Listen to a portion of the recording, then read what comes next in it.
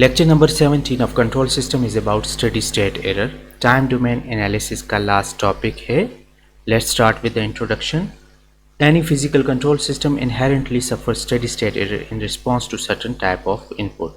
कोई भी physical system हो हमारे पास, उसमें स्टेडी स्टेट एरर हमारे पास आएंगे, और ये स्टेडी स्टेट एरर जो हैं ये डिफरेंट इनपुट्स के लिए हमारे पास डिफरेंट आ सकते हैं। तो स्टेडी स्टेट एरर हमारे पास क्या है? It is the error when time goes to infinity time पे जब हमारे पास सिस्टम जो है वो जो एरर शो करेगा उसको हम स्टेडी स्टेट एरर कहेंगे। A system may have no steady state error to a step input, but the same system may exhibit non-zero steady state error to a ramp input। तो पहली बात इन errors के लिए ये डिपेंड करेंगे हमारे पास input पे। सेम सिस्टम है, वो स्टेप इनपुट के लिए हमारे पास कोई एरर नहीं दे सकता, हो सकता है कि ना हो एरर, लेकिन वही सिस्टम जो है हमें रैंप इनपुट के लिए या पैराबोलिक इनपुट के लिए एरर दे सकता है। तो हम ये बात पहले कहेंगे कि स्टेडी स्टेट एरर क्या है, जो कि जब टाइम इन्फिनिटी पे पहुंचता है तब ये एरर आ रहा है, तब हम इसको स्टेडी स्टेट एरर कहेंगे। तो इनपुट पे डिपेंड करेगा, ठीक है। स्टेप इनपुट के लिए हो सकता है एरर ना हो, रैंप के लिए वो एरर आ सकता है, ठीक है। या हो सकता है कि रैंप के लिए एरर ना हो, ये एरर हमारे पास जो है पैराबोलिक के लिए आ जाए। तो इनपुट पे ये पहली बात डिपेंड करेगा। Next, a given system will exhibit steady state error for a given type of input depends on the type of open loop transfer function of the system। दूसरी जो बात जिस पे ये डिपेंड करेगा एरर, वो हमारे पास ओपन लूप ट्रांसफ़र फंक्शन, जिसको हम सिस्टम ट्रांसफ़र फंक्शन भी कहते हैं, उस पे डिपेंड करेगा। तो दो चीज़ें, एक तो इनपुट, दूसरा ओपन लूप ट्रांसफ़र फंक्शन, ये वो दो चीज़ें हैं जिन पे ये स्टेडी स्टेट एरर हमारे पास डिपेंड करेगा। अब देखें, हम अगर सिस्टम को क्लासीफाई करें तो कंट्रोल सिस्टम में be classified according to their ability to follow step input, ramp input, parabolic input and so on. तो हम उनको अपने इन इनपुट्स की बेसिस पे क्लासिफाई कर सकते हैं। अब अगर इनपुट की बेसिस पे क्लासिफाई कर सकते हैं तो डिफरेंट इनपुट पे हमारे पास एरर आ सकते हैं। तो हम ये बात करेंगे, the magnitude of the steady state error due to these individual inputs are indicative of the goodness of the system. तो इसी मैग्नीट्यूड एरर के इसी पे बेस करके हम बता सकते हैं कि हमारा सिस्टम कितना अच्छा काम कर रहा है। अब यहाँ पे हम देखें एक यूनिटी फीडबैक सिस्टम के लिए एक ओपन लूप ट्रांसफ़र फंक्शन को देखें।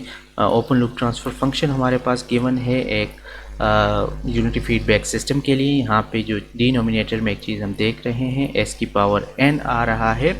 तो ये देखें, it involve the term S N in the denominator representing n poles at the origin. इसका मतलब क्या हुआ, s की पावर n के हमारे पास ओरिजिन पे नंबर ऑफ पोल्स कितने हैं, n है, ठीक है।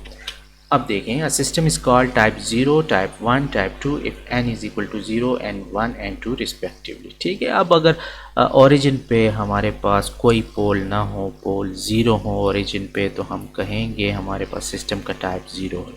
ओरिजिन पे हमारे पास एक पोल है, सिस्टम हम कहेंगे टाइप 1 का है। ओरिजिन पे हमारे पास दो पोल हैं, हम कहेंगे सिस्टम हमारे पास टाइप 2 का है। ओरिजिन पे 3 पोल हैं, सिस्टम हमारे पास टाइप 3 का आ जाएगा, और इसी तरीके से हम आगे चलते जाएंगे। As the type number is increased accuracy is improve, ठीक है। डिनोमिनेटर में हम कहते हैं कि s की पावर n जितनी इंक्रीज़ होगी हमारे पास एरर उतना ही कम आएगा, और एक्यूरेसी हमारे पास इम्प्रूव्ड होगी। लेकिन क्या increasing the type number aggravate the stability problem, लेकिन ये जब टाइप नंबर को हम बढ़ाएंगे डिनोमिनेटर में s की पावर n की नंबर बढ़ता जाएगा, पोल जो हैं ओरिजिन पे इंक्रीज़ होते जाएंगे, ये चीज़ हमारे पास स्टेबिलिटी की प्रॉब्लम्स को क्रिएट करेगा। हम कहेंगे कि a compromise between steady state accuracy and relative stability is always necessary. तो हम ये बात कहेंगे डिज़ाइन पर्पस के लिए कि स्टेडी स्टेट एक्यूरेसी और रिलेटिव स्टेबिलिटी जो है इसको हमने कंसिडर करना होगा, और इसका डिज़ाइन पर्पस के लिए इनको हमने एडजस्ट करना होगा। अब देखें, यहाँ पे हमारे पास यूनिटी फीडबैक सिस्टम है, उसकी फिगर यहाँ पे गिवन है। आर ऑफ एस हमारे पास इनपुट है, सी ऑफ एस हमारे पास आउटपुट है, जी ऑफ एस हमारे पास सिस्टम का ट्रांसफ़र फंक्शन है, जो चीज़ यहाँ पे हम देख रहे हैं, यहाँ पे ये यूनिटी फीडबैक समिंग पॉइंट पे आ रहा है। यहाँ पे एक चीज़ जो ई ऑफ एस है, एक एरर सिग्नल जनरेट हो रहा है। यहाँ पे जो कि डिफरेंस है, यहाँ पे जो यूनिटी फीडबैक से यहाँ पे समिंग पॉइंट में आ रहा है, इनपुट से आ रहा है, तो इन दोनों के दरमियान जो डिफरेंस है वो ई ऑफ एस जो कि एरर सिग्नल है, यही हम लोग फाइंड आउट करना चाह रहे हैं। इसी को हम फाइंड आउट करेंगे। क्लोज लूप ट्रांसफ़र फंक्शन अगर इस सिस्टम का देखें तो रेशो होगा इन आउटपुट डिवाइड बाय इनपुट, वो बन जाएगा G of S divide by 1 plus G of S के। ठीक है, तो ये हमारे पास ओपन लूप ट्रांसफ़र फंक्शन आ जाएगा। लेकिन यहाँ से हम लोगों ने एलिमिनेट करना है सी को, क्योंकि आउटपुट हमें नहीं चाहिए, हमें यहाँ पे एरर सिग्नल चाहिए। तो हम ट्रांसफ़र फंक्शन देखेंगे with respect to error signal. तो transfer function between the error signal E S and the input signal R of S is given by e of s divided by r of s equal to 1 divided by 1 plus g of s। तो यहाँ पे हमने क्या किया कि error signal के respect से हमने अपने इस ट्रांसफ़र फंक्शन को देखा, c of s को यहाँ से एलिमिनेट किया, तो ये ट्रांसफ़र फंक्शन हमारे पास इस तरीके से आ जाएगा। अब यहाँ से हम देखें, अगर the final value theorem provides a convenient way to find the steady state performance of the stable system. ठीक है, तो फाइनल वैल्यू थ्योरम से हम इसको फर्दर आगे जाएंगे, ई ऑफ एस को फाइंड आउट करेंगे। ठीक है, इसको टाइम डोमेन में देखेंगे आगे। अब ई ऑफ एस को देखें, यहाँ पे आर ऑफ एस को इक्वेशन के राइट हैंड साइड पे हम ले आए हैं, तो यहाँ पे जस्ट हमारे पास सिर्फ और सिर्फ ई ऑफ एस रह गया, आर ऑफ एस यहाँ पे आ गए, तो इक्वेशन हमारे पास बन गई E of S equal to 1 divide by 1 plus G of S R of S के इक्वल। लेकिन ये तो हमारे पास फ्रीक्वेंसी डोमेन में है। हमने कहा कि फाइनल वैल्यू थ्योरम जो है हमें ये बता रहा होता है कि सिग्नल क्या है। अब हम जाएंगे इसको टाइम डोमेन में देखने के लिए, तो टाइम डोमेन में हम इसको देखेंगे, इस एरर को ई ऑफ एस एस जो है इक्वल हो जाएगा लिमिट जब टाइम हमारे पास इन्फिनिटी पे जाएगा। ठीक है, टाइम डोमेन में हम ये बात करते हैं कि जब टाइम हमारे पास इन्फिनिटी पे जाएगा तो तब हमारे पास स्टेडी स्टेट एरर आएगा, और इसको हम कैलकुलेट करेंगे, तो limit when time approaches to infinity of E of T. ठीक है, ये हमारे पास इक्वल होगा इस थ्योरम से कि ये limit S goes to 0 S E of S. ठीक है, ये थ्योरम हमें बताता है कि ये दोनों साइड्स इक्वल हैं, ये फ्रीक्वेंसी है, ये टाइम है, ऑपोजिट आ जाएगी, ये 0 हो जाएगा, एस ई ऑफ एस हो जाएगा। यहाँ पे क्या किया हमने, एरर सिग्नल से एस को यहाँ पे मल्टीप्लाई किया। अब देखें ये इक्वेशन हमारे पास इस तरीके से बन जाएगी, फिर limit S approaches to 0 S R of S divide by 1 plus G of S की। ठीक है, इस तरीके से ये जो चीज़ है इस थ्योरम से ये हमारे पास ये एरर सिग्नल यहाँ पे E S S time domain में भी इसके इक्वल आ जाएगा। ठीक है, अब आगे फर्दर हम देखते हैं स्टैटिक एरर कांस्टेंट्स को। The static error constant are figure of merit of control system. क्या होते हैं, इन स्टैटिक एरर कांस्टेंट हैं, यही हमारे पास कंट्रोल सिस्टम के मेरिट को बता रहे हैं। ठीक है, the higher the constant the smaller the steady state error.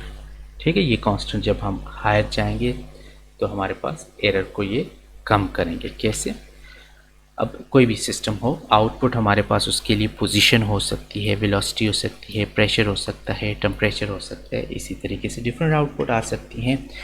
अब देखें, we shall call the output position the rate of change of the output velocity and so on. ठीक है, हमारे पास आउटपुट अगर पोजीशन है, ठीक है, उसी के हम हायर कांस्टेंट की तरफ जाए, रेट ऑफ चेंज उसमें देखें वेलोसिटी आएगी, उसको हम फिर फर्दर देखें, उसमें रेट ऑफ चेंज देखें तो एक्सेलरेशन आएगी। ठीक है, पोजीशन में अगर हमारे पास एरर है तो वेलोसिटी में कम होगा, ठीक है, एक्सेलरेशन में कम होगा। तो higher the constant smaller the steady state error. ठीक है, this means that in temperature control system position represent the output temperature, velocity represent the rate of change of the output temperature and so on. ठीक है, temperature control system में देखें तो position किस चीज़ को फिर रिप्रेजेंट करेगी, टेम्परेचर को, और वेलोसिटी किस चीज़ को रिप्रेजेंट करेगी, वो हमारे पास rate of change of temperature को। ठीक है, इसकी रिप्रेजेंटेशन हम फिर इस तरीके से कर सकते हैं। अब देखें यहाँ पे the steady state error of a system of a unit step input is given by E of S S equal to limit S approaches to 0 S divide by 1 plus G of S into 1 over. क्या किया आपने, अब हम देख रहे हैं static position error constant Kp को find कर रहे हैं। हमने क्या किया, यूनिट स्टेप इनपुट दे दिया, ठीक है, अपने ट्रांसफर फंक्शन को यूनिट स्टेप इनपुट दिया, 1/s किया और लिमिट हमने किया s अप्रोचेस टू 0 जो कि थ्योरम से हमारे पास आया था। अब इसको हमने क्या किया, यूनिट स्टेप इनपुट दिया, ठीक है। फाइंड आउट करने के आ जा रहे हैं Kp को, s के साथ कैंसिल आउट हो गया, इक्वेशन जो हमारे पास रह गई 1/1 प्लस g ऑफ 0 के, ठीक है। The static position error constant Kp is defined by Kp limit s approaches to 0 g of s equal to g of 0। अब यहाँ पे बाकी टर्म्स तो हमारे पास 1 और 1 कांस्टेंट है, लिमिट अप्लाई होगी तो सिर्फ और सिर्फ g ऑफ s पे अप्लाई होगी, तो Kp हमारे पास फिर हो जाएगा limit s approaches to 0 g of s की, क्योंकि लिमिट सिर्फ और सिर्फ इस g के फंक्शन पे अप्लाई होगी, क्योंकि s हमारे पास सिर्फ इस g के फंक्शन में आ रहा है, ठीक है। तो इसको हम कहेंगे कि ये हमारे पास ये पूरी टर्म जो है ये वाली, ये हमारे पास Kp के इक्वल आ जाएगी, ठीक है। तो अगर ये Kp के इक्वल आ गई, thus the steady state error in term of static position error constant Kp is given by ESS equal to 1/1 plus Kp। तो इसकी जगह हम यहाँ पे Kp भी लिख सकते हैं, और ये जो हमारे पास steady state error in term of static position error आ गया, इस कांस्टेंट को हम Kp कहेंगे, ये हमारे पास पोजीशनल कांस्टेंट आ जाएगा यहाँ पे Kp। अब हम देखते हैं अगर हमारे पास टाइप 0 का सिस्टम है तो Kp क्या होगा इसके लिए। टाइप 0 के सिस्टम के लिए अगर हम देखें, डिनोमिनेटर में हमारे पास जो है सिंगल s नहीं आ रहा, तो बाकी टर्म्स को अगर हम यहाँ पे लिखें तो Kp हमारे पास इस k की इक्वल आ जाएगा, ठीक है। अब टाइप 1 के सिस्टम के लिए देखें या हायर ऑर्डर सिस्टम्स के लिए देखें तो डिनोमिनेटर में हमारे पास s की पावर में n आ रहा है, ठीक है। अब s को इक्वल टू 0 पुट करेंगे तो ये हमारे पास इन्फिनिटी पे जाएगा। ग्रेटर पे अगर हम Kp को यहाँ पे देखें तो n हमारे पास अगर इक्वल टू 1 हो या ग्रेटर देन 1 हो तो Kp हमारे पास इन्फिनिटी आ जाएगा। तो Kp अगर इन्फिनिटी आ रहा है तो unit step input of the steady state error ESS is given bye, जैसे हमें पता है कि ESS हमारे पास क्या है 1/1 प्लस k हो जाएगा। तो ये हमारे पास k अगर 0 के लिए 0 टाइप सिस्टम के लिए आ रहा है तो हमारे पास एरर ये हो जाएगा। लेकिन जब हम हायर ऑर्डर की तरफ यहाँ पे जा रहे हैं, डिनोमिनेटर में n की पावर जो है 1 या उससे ग्रेटर है, तो यहाँ पे ये इन्फिनिटी जब पुट करेंगे तो ESS हमारे पास 0 आ जाएगा। तो हमारे पास स्टेडी स्टेट एरर इस केस में 0 आ जाएगा। कब? जब सिस्टम का टाइप 1 हो या उससे हायर हो, ठीक है। अब हम नेक्स्ट वेलोसिटी की तरफ जा रहे हैं। वेलोसिटी के लिए हम इसको यूनिट रैंप इनपुट देंगे। यूनिट रैंप इनपुट मीन्स कि यहाँ पे हमारे पास 1/s स्क्वायर हो जाएगा, ठीक है। ये टर्म आ जाएगी जब हम यहाँ पे अपनी लिमिट को 0 पुट करेंगे, s अप्रोचेस टू 0 जब होगा तो ये टर्म हमारे पास लिमिट s अप्रोचेस टू 0 बन जाएगी 1/s g ऑफ s के, ठीक है।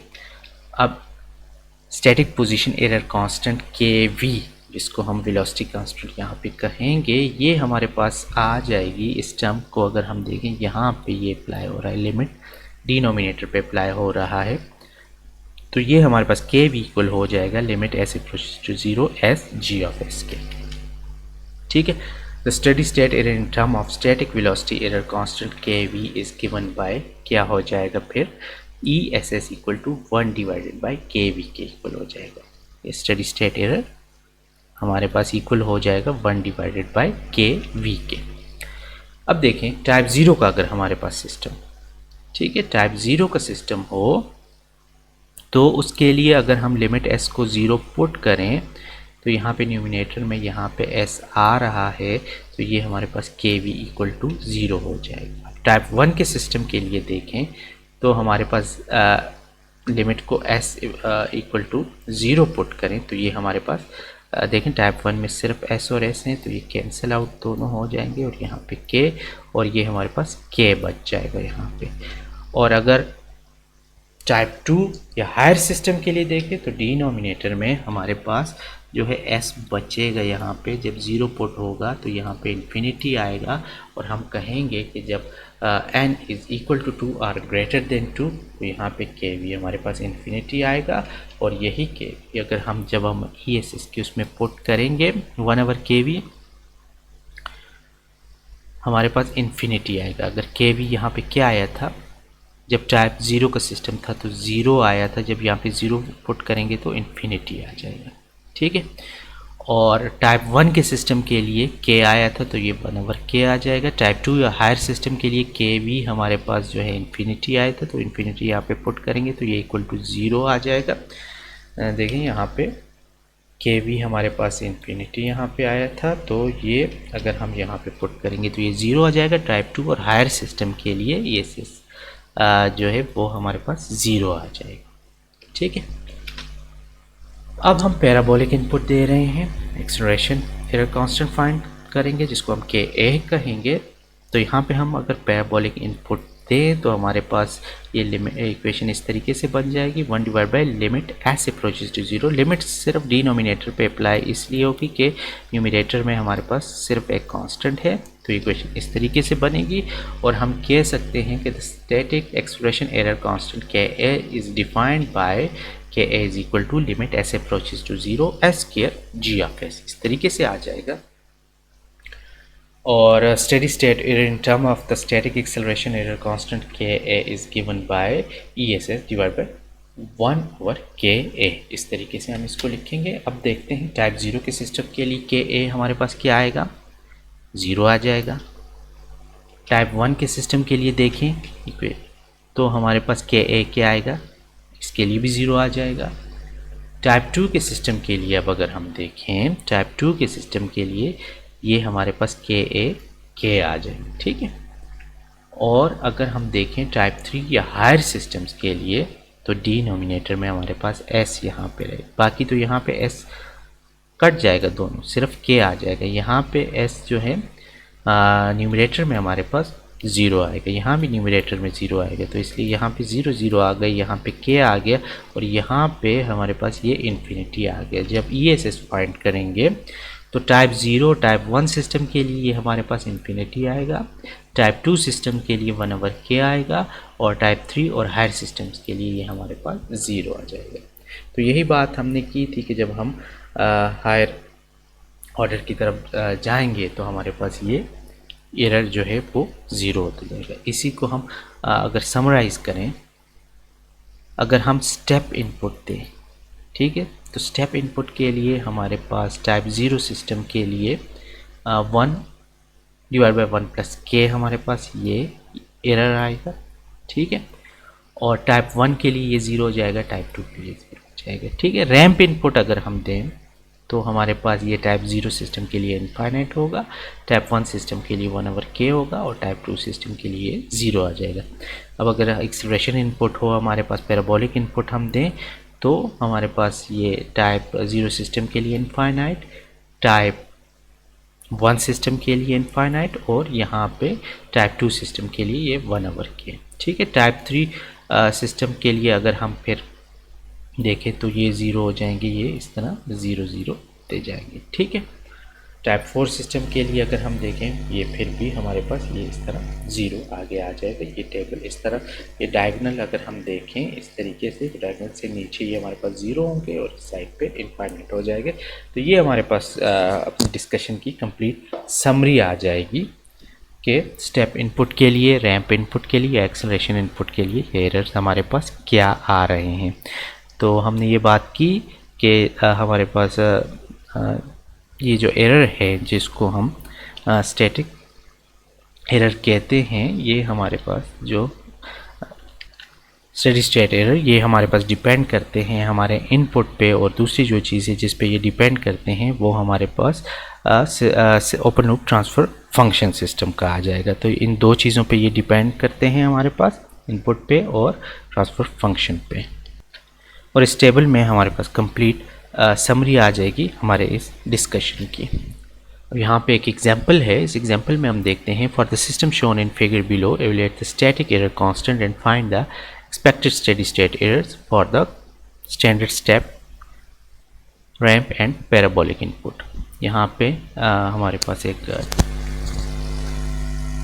फिगर गिवन है, इसमें हमारे पास सिस्टम का ट्रांसफ़र फंक्शन भी है, इनपुट भी है, इसलिए आउटपुट भी है। फाइंड आउट क्या करना है, हमने स्टैटिक एरर कांस्टेंट फाइंड करने हैं।